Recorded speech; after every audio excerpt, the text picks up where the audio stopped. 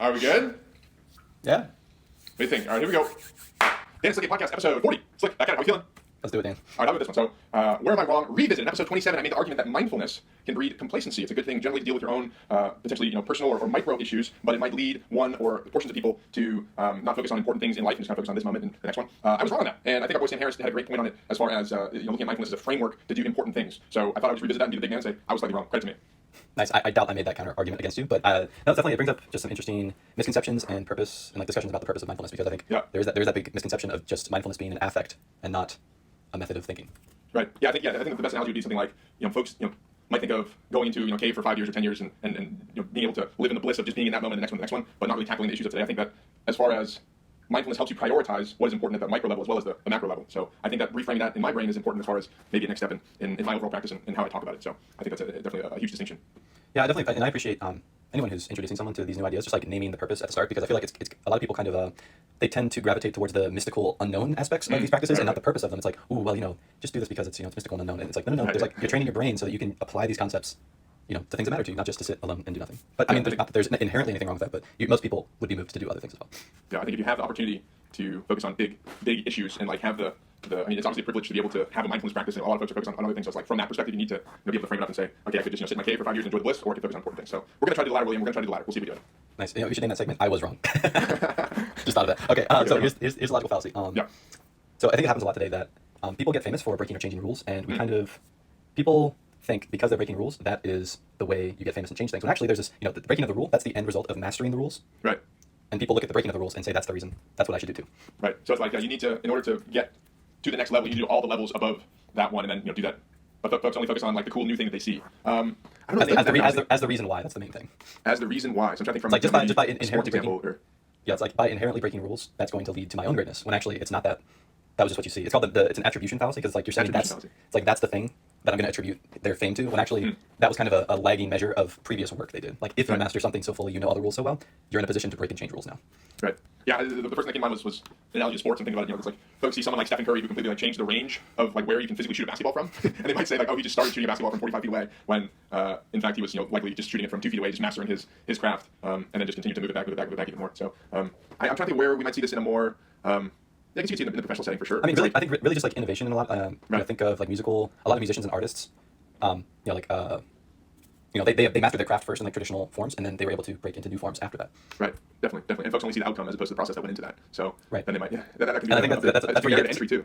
Yeah, but that's where you get, I think, some of these kind of funny modern art things where people are just like, oh, I'm just gonna break the rules too. It's like they don't learn them. Anyway. Modern art's a different segment. This one. Okay, so concept of this. I've been talking about ideas around quantifying well-being more effectively. So first off, shout out to me, Law of Diffusion of Authenticity from episode 39. Episode 40, we're going to talk about the well-being pie. The well-being pie. So that's a framework for decision making. If the pie grows, it's a good decision. If the pie shrinks, it's a bad decision. Well-being pie, folks. I didn't really give a huge explanation, but back to you, William. I mean, it matters what's in the pie, right? So I think about it from the experience. So I think of well-being from, if there's only 10 humans that exist, there's only a small amount of well-being. Now we have 7 billion, plus the well-being of other conscious creatures as well. So generally, it's like when we're making our decisions, we might only think about ourselves. But I think if we start to think about how we affect the world from a well-being pie perspective, we could start to reframe some of the problems that we face. So if I do something that shrinks the pie, then it's probably not the best decision. Do something that grows the pie, then even if there are trade-offs, it might be an okay decision in the moment. Yeah. Is there a way to marry the two concepts of basically immediate physical pain to a decision that affects large groups of people? Because I feel like a lot of people, there's this inherent feedback loop that's missing a connection. It's like, okay, if I do something good for the world, I might not reap the rewards immediately, right? But if I do something really good for me, then I'm going to know that immediately. So it's like this, if we could change those arrows in the diagram, maybe, I don't know, is there a way around that? That's an interesting one. Yeah, I think that there's definitely arguments to be made that you want to try to find a distinction between short-term and long-term. And that's definitely a tough one to parse, right? You can make the argument that donating $10 to charity today is effective, but I can invest that $10 in 10 years. It could be $150, and I could donate $150 to charity today or something like that. So I don't exactly know how to square that circle, but it's an interesting concept. So we're gonna go with it. I'm gonna try to revisit this one and explain a little bit more in depth. Well-being pie. Sounds good. Okay, hardware update, not software update. Both are fans. I believe is it Max Tegmark, right? Tegmark. Yep. Life 3.0, very interesting concept. I think it's going to be an interest. I'm very curious to how the public discussions around this idea develop. But it's basically like you have a right to change your genes just as much as you have a right to change your mind on things. So, what do you think of that? Well, I think I've just passed my thoughts on determinism as far as the right to change your mind. I don't know if we really have that right. I feel like it might be more of a perceived right. So what would that right be for? Okay, but I mean, like in the laws on the books, not like a law of determinism idea concept, but like it's written. You can do this. It's legal. That's what I meant. Yeah, it's interesting. In the book Life 3.0, it's like he uses the example that we can augment ourselves already in some hardware capacities. Plastic surgery is probably easiest example, but it's not like game changing. Like the ability for us to completely rewrite our genetic code and grow to 25 feet tall and like do these gnarly things, like that could be in the works. And that's argument for like 3.0. It's like 1.0 you're completely bound by your genes. Like 2.0 you can you have the idea of culture and software, right, that can change. Like 3.0 is like hardware and software. So I don't know exactly what it's going to look like then. So What do you think? Like, how's the public debate going to develop? I'm just so curious about like, are people going to be? Is it going to be like? I feel like a lot of conservative people are like very okay with plastic surgery, right? Yeah, I feel like But when it's genetics, it's like when it's genetics, it's a problem, right? Yeah, I don't know. it's a good point on because folks have already looked at. I think that once you're kind of out and about in the world, it'd be difficult. But folks have already looked at it for children, right? Bearing children, you can kind of mess with their A's, T's, C's, and G's a little bit to make them immune to X disease or more likely to be something, right? Yeah, that would increase the pie, right? Ooh, I like that. That would increase the well-being pie, but it will not necessarily because it might decrease the pie for others who would not be able to compete with someone who would be a superhuman. So that's the idea behind the pie. It's like you got to take everyone into account because if the well-being of one person is increased, but the well-being of others is significantly decreased, then the pie shrinks, and that's not a good thing. So, is all well-being relative though? Because I mean, I would have to imagine that physically enhancing one person's physical well-being is going to objectively increase the pie. Are you saying that let's make Dan, I don't know, whatever you want to be physically so that your well-being is increased? If I'm jealous now, are you saying that my jealousy might counter that in some way? Like, I don't know.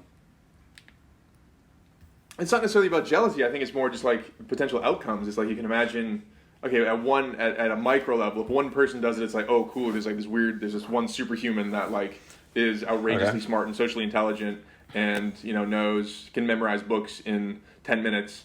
And it's like, okay, that's kind of a cool thing. But then it's like if you start to scale that, then the well-being for those people that are in a luckier spot will increase, but then it could be a potential decrease for folks that aren't as lucky and can't update their hardware. So that's what you need to take into account. That's what I was saying earlier, is like it might be a little bit more difficult to calculate short-term versus long-term what the pie might look like, because it's not all instantaneous. Right.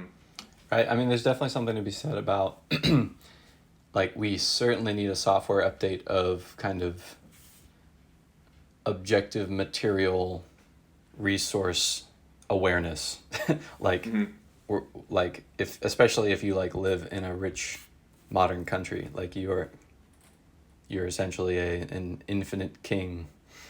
Like, and I mean there's bad luck, there's like bad things happen too, but compared to kings of the last few thousand years, you're probably better off. Oh no, even going back 150 years ago, it's like the king of France was getting his treating his diseases by getting leeches on his feet.